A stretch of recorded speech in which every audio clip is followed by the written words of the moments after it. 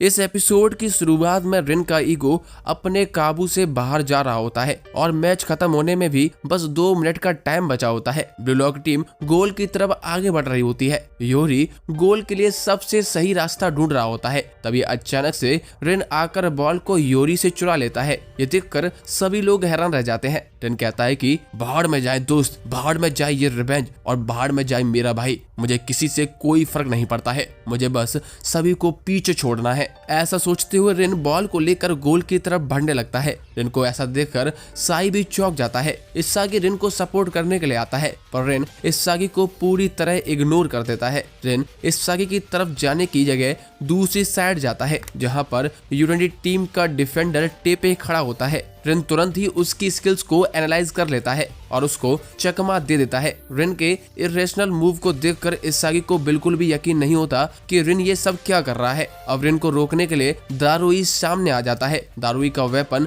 दूसरों के पीछे आकर उन्हें रोकना होता है। ये देखकर रिन बॉल को इसागी को पास करता है। रिन दारुई से कहता है मैं तुम्हारे ही गेम में हराऊंगा। जैसे ही इसागी बॉल को वापस रिन को पास करता है, रिन तुरंत ही दारुई के पीछे आ जाता है। ये देखकर दारुई खुद चौंक जाता है। दारुई को हराने के बाद रिन जब आगे बढ़ता है तो काजुमा सामने आता है। काजुमा की पावर फिजिकल प्रेस होती है। ये देखकर रिन सीधा बॉल को काजुमा की तरफ ड्रिबल करता है। काजुमा भी फुल पावर के साथ रिन को रोकने के लिए आता है पर रिन नीचे झुककर आगे बढ़ता है जिससे काजुमा रिन की बैक से टकराता हुआ जमीन पर गिर जाता है और रिन बॉल को लेकर आगे बढ़ जाता है। रिन ने अकेले ही यूनाइटेड टीम के 3 डिफेंडर्स को हरा दिया होता है और उनका मनोबल भी गिरा दिया होता है। ये देखकर सभी लोग हैरान रह जाते हैं। जिन पाची कहता है ऐसा प्ले जो अपोनेंट के गेम को सामने लेकर आए और उसे उसके ही गेम में हरा दे, ये रिन का फ्लो है। रिन इस समय अपनी फ्लो स्टेट में है। इसागी रिन को देखकर सोचता है मैंने रिन को ऐसे कभी नहीं देखा है। इस साई के एकदम अपोजिट है। साई अपोनेंट की गलती का फायदा उठाता है जबकि रिन अपोनेंट की पावर पर उसे हरा देता है। रिन के सामने आखिरी डिफेंस ओलिवर का होता है। रिन सोचता है कि बस ये एक आखिरी दीवार है, उसके बाद मेरा गोल के साथ फिर से जन्म होगा, मैं हर पुरानी चीज को भुला दूंगा। रिन का ईगो और ज्यादा पागल हो जाता है। वहीं दूसरी ओर ओलिवर भी रिन को रोकने के लिए पूरी पावर का यूज करता है क्योंकि अगर रिन ने उसे हरा दिया तो गेम खत्म हो जाएगा। ओलिवर और गोल के बीच ज्यादा फैसला नहीं होता, इसीलिए वो बस थोड़ा टाइम बचाने की कोशिश करता है जिससे और प्लेयर आकर गोल को रोक सकें। ओलिवर रिन के सारे मूवमेंट्स को याद करता है जिनका यूज करके रिन ने बाकी 3 डिफेंडर्स को हराया था। ओलिवर समझ जाता है कि रिन अपने गेम से कई लेवल ज्यादा आगे आ चुका है और उसका गेम स्टाइल भी अग्रेसिव हो गया है। ओलिवर रिन के गेम को प्रेडिक्ट करने की कोशिश करता है पर उसे कुछ भी समझ नहीं आ रहा होता है और रिन के सामने उसके जीतने की पॉसिबिलिटी 0 हो जाती है। ये देखकर ओलिवर पैनिक करने लगता है। तभी वहां पर शीडो आ जाता है। शीडो के आते ही ओलिवर की जीतने की पॉसिबिलिटी 50% तक बढ़ जाती है। ओलिवर सोचता है अगर मैं रुका तो सब कुछ खत्म हो जाएगा, इसीलिए ओलिवर और शीडो दोनों एक साथ रिन को रोकने की कोशिश करते हैं। अचानक से इसागी भी रिन के पीछे पहुंच जाता है। इसागी रिन से कहता है कि मैं यहाँ फ्री हूँ, तुम मुझे पास कर सकते हो। इसागी को देखकर ओलिवर और शीडो दोनों की फट जाती है। अगर इस समय रिन पास करता है तो जरूर गोल हो सकता है, लेकिन रिन का ईगो कहता है इसागी तुम्हारी वजह से मैं अपने ट्रू पोटेंशियल तक नहीं पहुँच पा रहा हूँ, तुम हर बार बीच में आ जाते हो। रिन का ईगो खुद गोल करने के लिए इतनी तेजी से चीख रहा होता है कि ओलिवर बड़ी ही आसानी से उसे सुन सकता है। वहीं इसागी बार बार पास करने के लिए कह रहा होता है। हम देखते हैं कि रिन वहीं से डायरेक्ट शॉट करने की कोशिश करता है। ये देखकर ओलिवर बीच में पैर डाल देता है पर रिन ने फेक शॉट ट्राई किया था। रिन बॉल को साइड में करके फिर से शूट करने की कोशिश करता है लेकिन ओलिवर फिर से बीच में आ जाता है। रिन का ईगो अब और ज्यादा सहन नहीं कर पाता और डायरेक्ट शॉट मार देता है। वहीं ओलिवर भी कहता है अगर तुम वही स्ट्राइकर हो जो जापान के फुटबॉल को चेंज करने वाले हो तो तुम्हें सबसे पहले मुझे हराना होगा। हम देखते हैं कि जैसे ही रिन शूट करता है ओलिवर का पैर बॉल से थोड़ा टच हो जाता है जिससे बॉल थोड़ी टेढ़ी हो जाती है और सीधा गोल पोस्ट से टकरा जाती है। हम देखते हैं कि इस पल में पूरा स्टेडियम शांत हो जाता है। बॉल सीधा साई के पास चली जाती है। साई कहता है अभी भी तुम पूरी तरह से परफेक्ट नहीं हुए हो। जैसे ही बॉल साई के पास जाती है पूरा स्टेडियम गूंजने लग जाता है। हम देखते हैं कि मैच का पूरा टाइम खत्म हो चुका होता है और कोई रिजल्ट नहीं आता, इसीलिए मैच को 1 मिनट का एडिशनल टाइम दे दिया जाता है। साई के पास टाइम आते ही यूनाइटेड टीम काउंटर शुरू कर देती है और शीडो गोल की तरफ भागना शुरू कर देता है। पूरी ब्लू लॉक टीम आखिरी गोल को रोकने में लगी हुई होती है। Extra members blue lock team को पूरी तरह से सपोर्ट कर रहे होते हैं। इसागी सोचता है अगर मैं ये आखिरी गोल चुरा लेता हूँ तो ये एक बड़ा चांस होगा, पर साई बड़ी ही आसानी से इसागी, नागी और बाचिरा को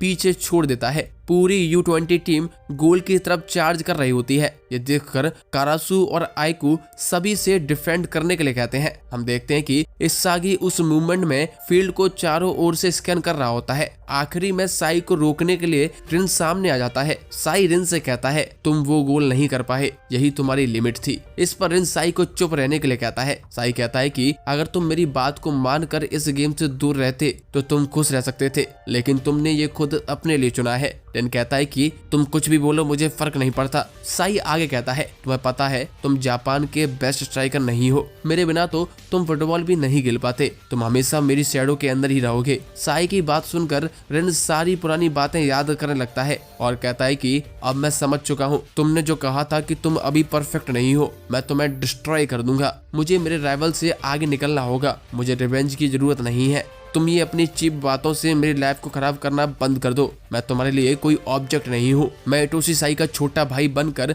थक चुका हूँ। ऐसा सोचते हुए रिन पुरानी सारी बातों को भुला देता है और खुद के असली गेम को खोज लेता है। इस तरह असली इगोइस्ट रिन का जन्म होता है। रिन को देखकर साई को अपना बचपन याद आ जाता है, जब दोनों ने साथ में पहली बार फुटबॉल खेला था। इस तरह रिन और साई के बीच में फाइनल मैच अब शुरू होता है। रिन साई के हर एक मूवमेंट को ट्रैक कर पा रहा होता है और उसे टो टू टो फॉलो करता है। साई भी रिन के सामने आगे नहीं जा पा रहा होता है। ये देखकर पूरा स्टेडियम और ज्यादा एक्साइटेड होने लगता है। साई फिर से वही से मूव ट्राई करता है जिससे वो अब तक रिन को हराने में कामयाब होता आया था, पर इस बार रिन साई के मूव को ब्लॉक कर देता है, जिससे बॉल रिन के पैर से टकरा कर गोल पोस्ट की तरफ चली जाती है। ओलिवर बॉल को रोकने की कोशिश करता है पर बॉल तक पहुंच नहीं पाता। अचानक से इसागी कहीं से दौड़ता हुआ आता है। हम देखते हैं कि इसागी को उसके गोल फार्मूला का मिसिंग पीस मिल गया होता है। ये पीस वही लक होता है जिस वजह से इसागी रिन से ब्लू लॉक के अंदर मैच हार गया था, पर इस बार इसागी इसके लिए एकदम रेडी हो जाता है। इस बार इसागी सही समय पर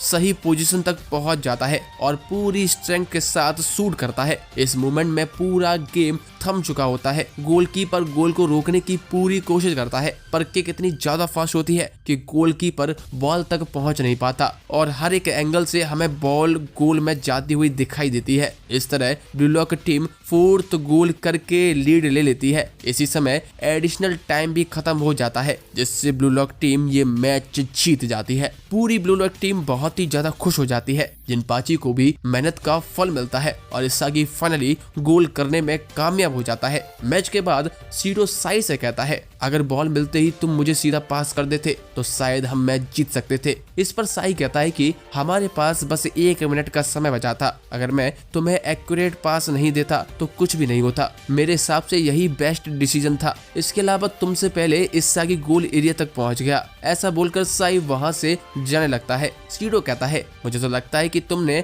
अपने छोटे भाई को अंडरएस्टिमेट किया है, इसमें मेरी कोई गलती नहीं है, इसीलिए मैं तो अपनी शर्त जीत गया हूँ। तुम्हें मुझे अपनी कॉन्टेक्ट इन्फॉर्मेशन देनी होगी। साई भी इस बात पर मान जाता है। आगे ओलिवर भी इसागी को कॉन्ग्रेचुलेट करता है। इसागी कहता है कि मैं लगातार तुम्हारे ब्लाइंड स्पॉट को फॉलो कर रहा था और एक ऐसा प्लेस ढूंढ रहा था जहां से मैं डायरेक्ट शॉट मार सकूं। मैंने रिन के गेम पर भरोसा किया। ये गोल मेरे पूरे 90 मिनट का फल था। ओलिवर कहता है कि मतलब तुमने जहां से शूट किया वहां पर ये सारी कंडीशन मिल रही थी और बॉल कोइंसिडेंटली वहां पर चली गई। तुम काफी लकी हो इसागी। ऐसा बोलकर ओलिवर इसागी के साथ हाथ मिला लेता है। वहीं इसागी को देखकर रिन दुखी होता है क्योंकि आखिरी गोल उसे करना था। तभी साई रिन के पास आता है। साई कहता है कि मैं गलत था। जापान एक अच्छा स्ट्राइकर प्रोड्यूस कर सकता है जिसने तुम्हारी इंस्टिंक्ट को अवेक किया है और शायद जापान की फुटबॉल को चेंज करने वाला है वो कोई और नहीं, इगोइस्ट इसागी योइची है। अपने भाई के मुंह से इसागी का नाम सुनकर रिन एकदम शॉक रह जाता है। साई कहता है कि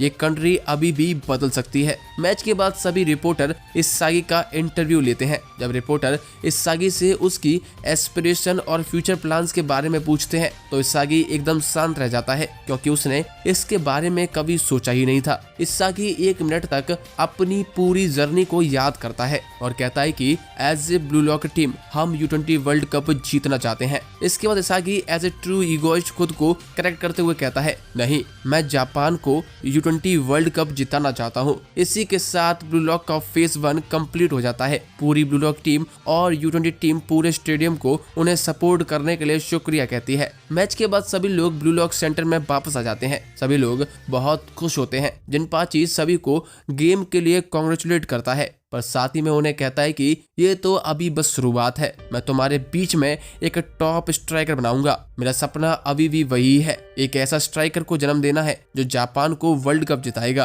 तुम्हारी ट्रेनिंग अब से और ज्यादा हार्ड होने वाली है, खुद को प्रिपेयर कर लो, अब यहाँ से वापस जाने का कोई रास्ता नहीं है। ऐसा बोलकर जिनपाची वहां से चला जाता है। जिनपाची की बात सुनकर सभी लोग और ज्यादा एक्साइटेड हो जाते हैं। इसके बाद सभी लोग अपनी जीत को सेलिब्रेट करने के लिए निकल जाते हैं। इसागी देखता है कि रिन आसपास कहीं नहीं है, इसलिए इसागी रिन को ढूंढने के लिए चला जाता है। जब इसागी वापस चेंजिंग रूम में पहुंचता है तो उसे वहां पर रिन बैठा हुआ दिखाई देता है। इसागी रिन से कहता है कि मेरा गोल तुम्हारी वजह से ही पॉसिबल हुआ है। मुझे पता था कि तुम साई को जरूर हरा दोगे। मैं तुमसे हारा था, इसीलिए मुझे पता है कि लक कैसे काम करता है, इसीलिए मैं वो गोल कर पाया। थैंक यू रिन, ये गोल जितना मेरा है उतना तुम्हारा भी है। ऐसा बोलकर इसागी वहां से जाने लगता है। तभी रिन का ईगो जाग जाता है और वो इसागी से कहता है, चुप रहो, अब से तुम मेरे राइवल हो, ये बात याद रखना, मैं तुम्हें अगली बार जरूर हरा दूंगा। इसागी भी कहता है, ठीक है, ट्राई करके देख लेना। मैच होने के बाद जिनपाची